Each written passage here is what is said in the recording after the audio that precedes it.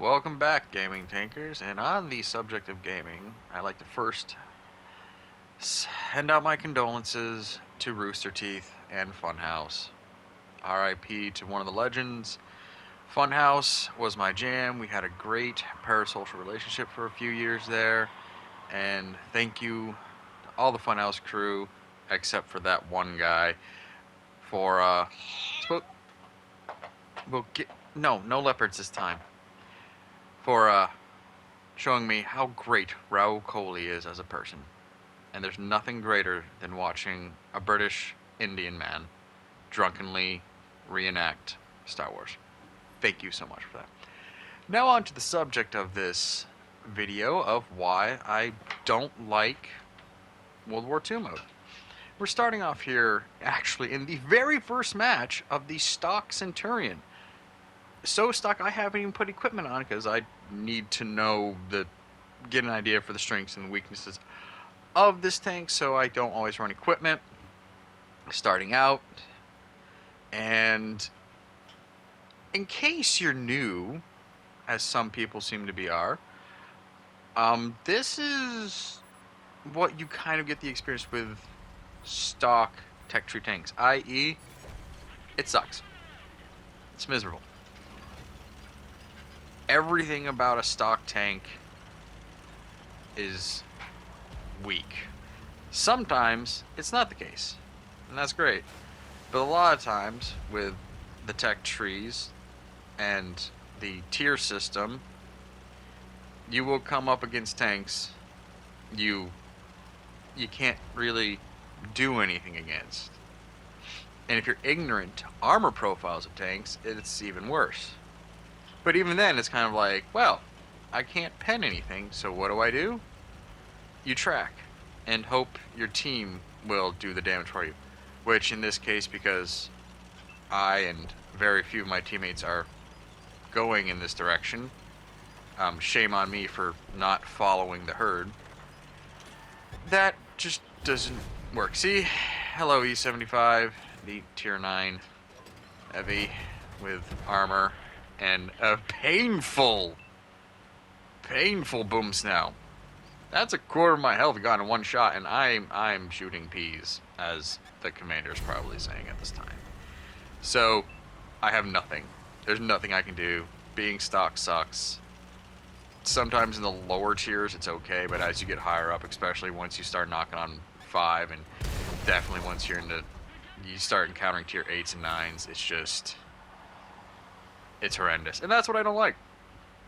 That literal feeling of knowing you have a tank you can't do anything with it. You gotta upgrade, you gotta grind it out, you gotta buy the XP boosters. Okay?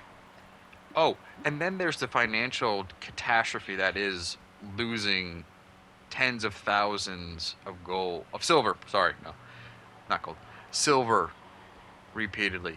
If you play this game enough, if you follow the socials, you will see the people posting, and you'll experience the losing streaks that also have the loss of tens of thousands, possibly hundreds of thousands of silver, to the point where you go, I should just stop.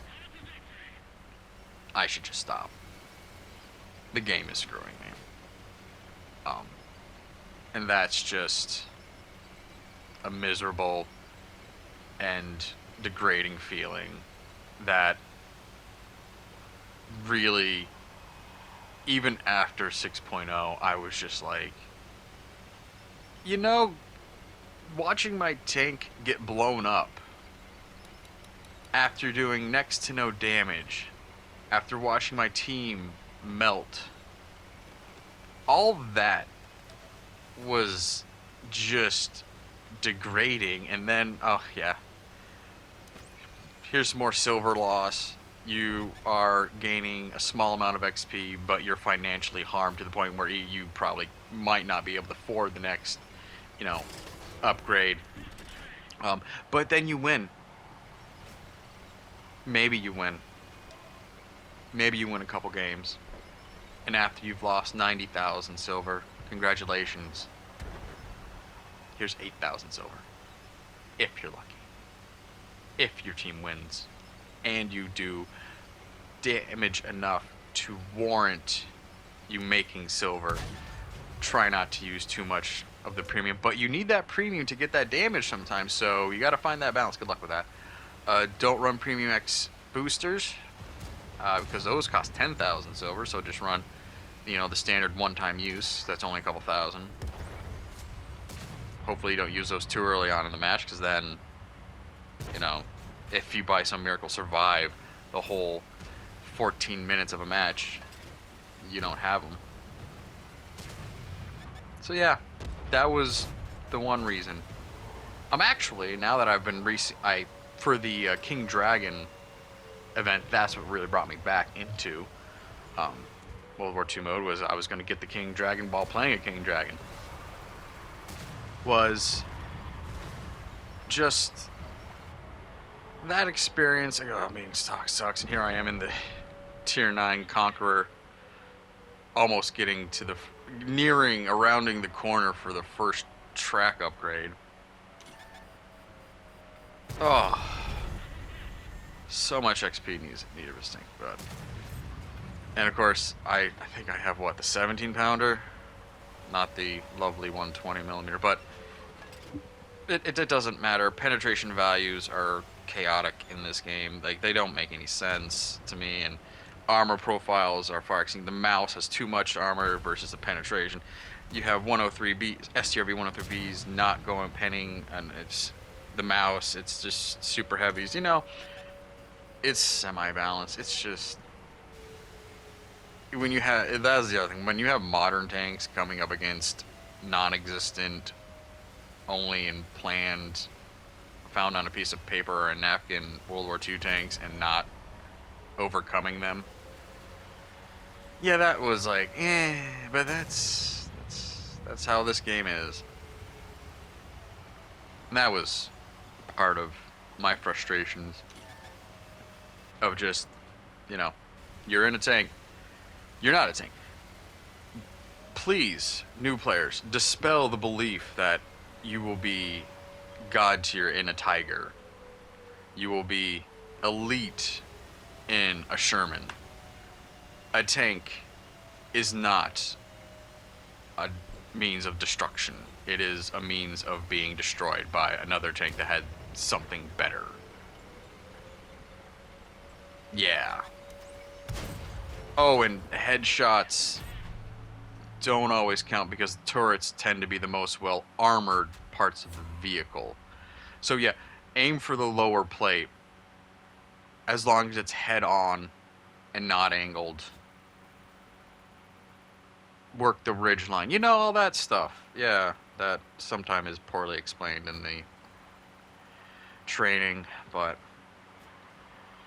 that was why I came so close to quitting this game. And if it hadn't been for me diving into Cold War mode, or Cold War mode in general, I would have stopped playing this game. I really would have. And and then of course I'm bringing up penetration value, armor values, and then it's the math, the RNG that kind of goes. It's like there's too much thinking. It's like, I don't know. Do I compare this to baseball or cricket? It's like, you know what? I'm just here for the tight uniforms now, and hoping that, the batter rushes the mound and just knocks out some teeth of that pitcher who just literally tried to concuss the batter, Just fight, man. Just fight. It's like, wow. It's the math, it's the psychology, and that really frustrated me. And I get it. It's, that's where the thinking man aspect comes in, and that's where you have your fun. You've got your Justicones and your side mod havens and all these very good, very competent, and very articulate World War II players, and Petty 360, who does both of the modes very well. It's just, I don't think that fast. That means I have to rely on the game showing me mercy, or the tank or my opponents being incompetent. which doesn't always work. And as you can see here, I am trying. I'm staying in the bowl of safety. And it's only safe because there's no artillery. But I know from the very beginning of this match, I'm going to get to this hill. And if there's no light tank, which ours was, thank you for destroying yourself at the beginning of the match. Damn hills. Hashtag light tank problems. I'm going to get over here. Something's going to spot me. And that happened. And it was not that Object 268. There is something back there with... That is a TD that has great concealment and a huge vision range. And that's where I get to mad. Alright, figure out where your vision range is better than your concealment, but make sure your concealment doesn't go into the vision range of the opponent's tank, and make sure it's like, huh? And that's the beginning of the end of this, of my tolerance for this, is the vision mode and the concealment.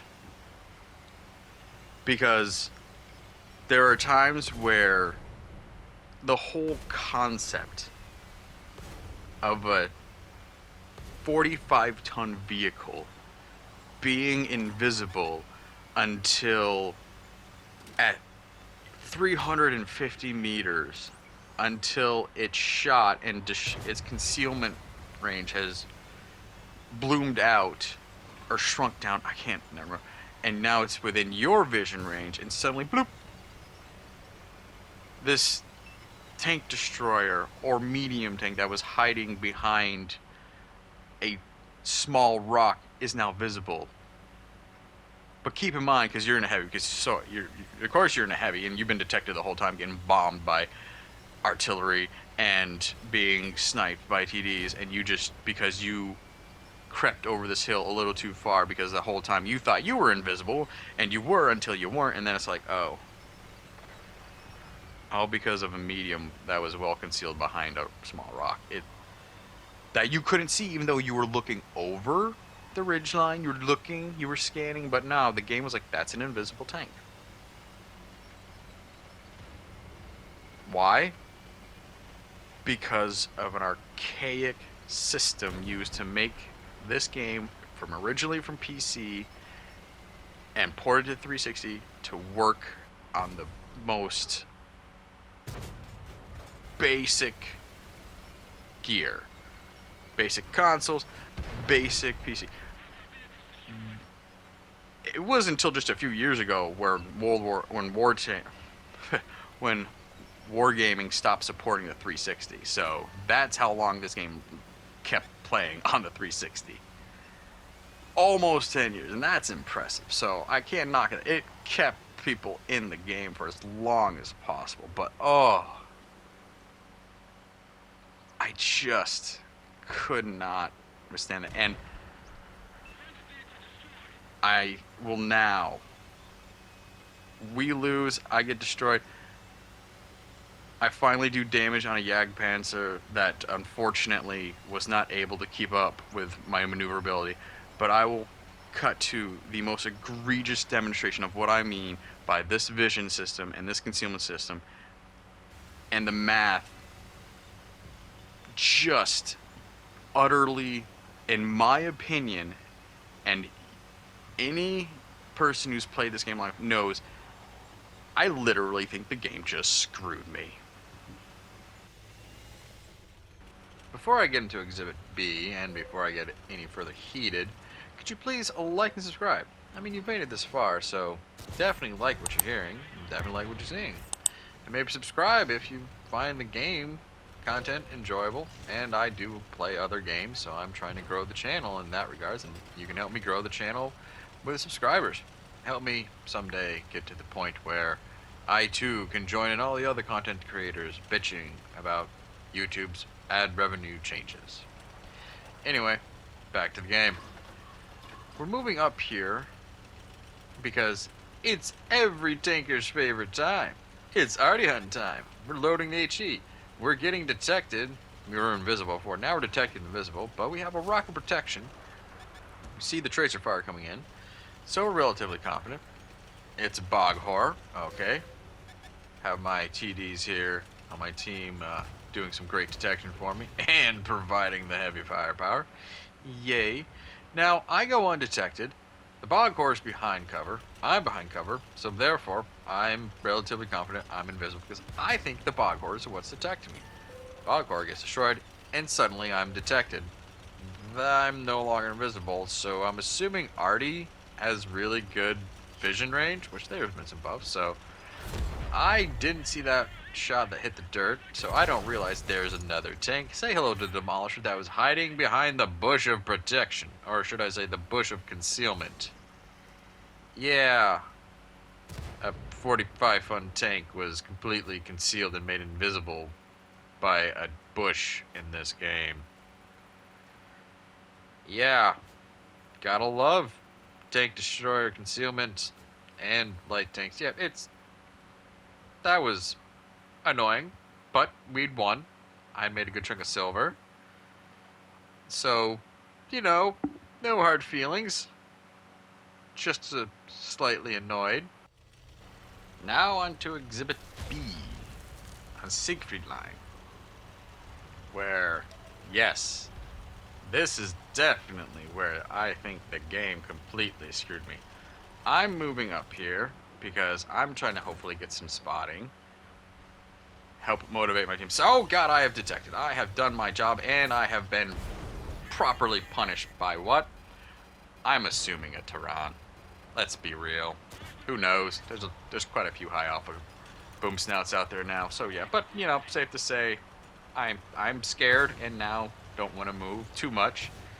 But at the same time, can I get some assisted here?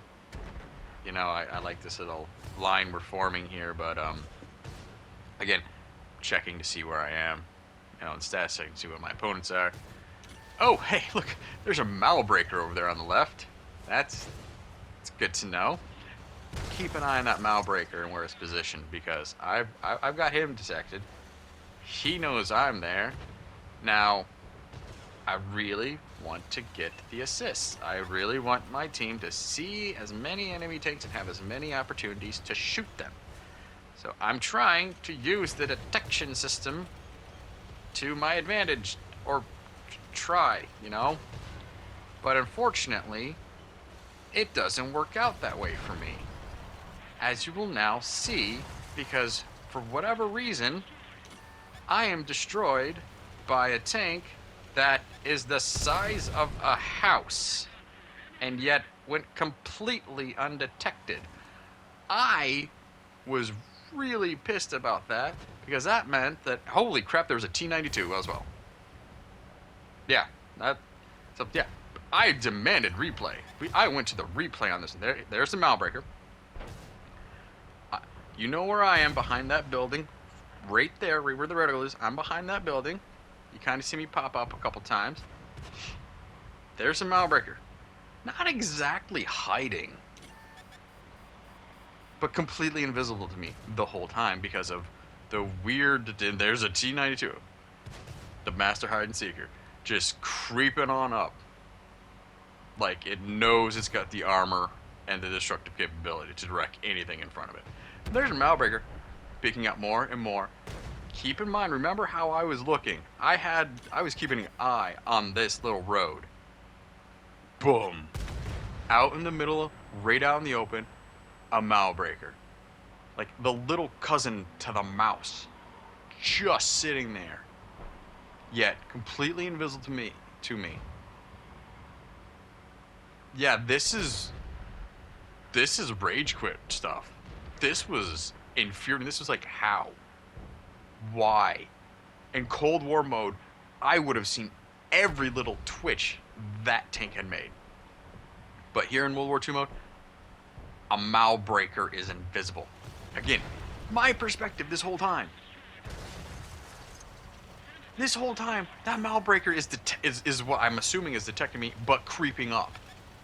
Moving down that lane. So I'm sorry that I just cannot enjoy like World War II mode. I just can't.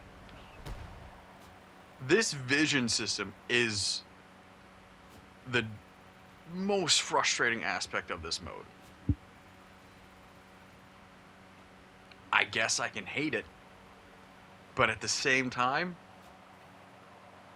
this vision mode that is in World of Tanks PC, World of Tanks Blitz, World of Warships, World of Warships Legend, helped build a not there yet, but helped build a billion-dollar privately owned company. That is impressive in this day and age. Yes, say what you will. Greed is good. They're the devil, whatever. This mode is what helped establish a gaming franchise, really. And has, depending on which version, hundreds of thousands, millions, tens of millions, hundreds of thousands, whatever, a solid and consistent and pretty devoted player base that is filled with idiots and morons, yes, but some very articulate, very skilled, and highly informative players and content creators that I'm like, even though they're playing a mode I don't like, I can still get information, and I greatly appreciate it. So I can't hate World War II mode.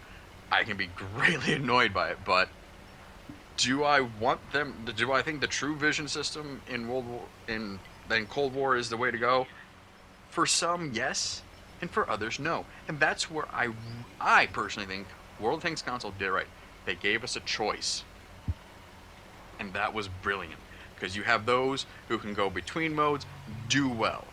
You have some that like, I can't do the fast pace of Cold War mode, so I have World War II mode. And you know what? For some of us who are aging players, slower is sometimes better. And because of that, I know artillery is annoying, but God help me if the day comes where all I can do with my arthritic claws is just move the sticks just enough and squeeze the trigger just almost quick enough to where I can play artillery. I think about that now as I'm aging. Maybe you should too. Because I've seen the comments where some players just like, I can't keep up. I'm 63 and I just can't do this game. I loved it, played it for a decade, but I can't go. And I'm like, oh, that's heartbreaking. As a gamer, that's heartbreaking. So no. Console gave us variety, gave us an option. I know PC's got their own, working on their own Cold War version of their game, but that looks like more of like tank customization and chaotic fun. Good luck with that. That's its own bag of snakes. Alright? So that's my opinion on World War II. I can't stand it sometimes, and I'm always, whenever I play, greatly annoyed. But Cold War mode did help me be a better light tank player in World War II mode. So if you ever see me in a light tank that isn't stock and barely keeping up with some of the other tanks, by all means, please, for the love of Tank Jeebus, follow my exhaust, because I will hunt, I will seek, and I will need you to destroy. The only way I can be a proper light tank is if you do the shooting for me, please. I can only flank so much before I can't do anything. Damn you artillery players who don't do that. And to the heavy players, get a faster tank, okay? You really need to work on it. So, comment down below on what your thoughts are on my thoughts on the thoughts of World War II mode. Hope the RNG is in your favor. And keep your tracks on the ground. I'll catch you in the next one.